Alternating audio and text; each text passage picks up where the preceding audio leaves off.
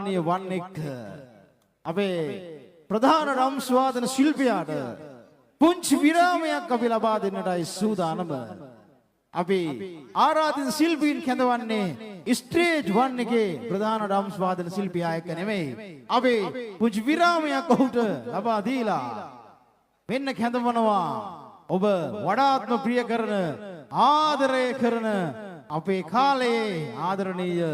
රම් ස්වාදන ශිල්පියා. ඔබ දැක්ක ඔබ බලපු හිරු ටීවී දෙරණ ටීවී නාලිකාවල වගේම ලංකාවේ ලොකුම සින්දු කාමරේ ෂා FM සින්දු කාමරේ වැඩ පෙන්නපු එලිමහන් සංදර්ශන වේදිකාවේ ඔබට මට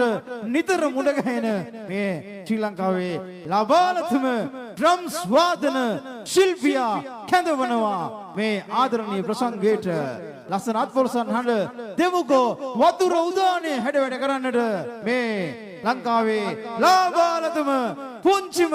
ඩ්‍රම්ස් වාදන ශිල්පියායි වේදිකාවට ගොඩ වෙන්නේ කේශක ඩ්‍රම්ස් පොඩ්ඩා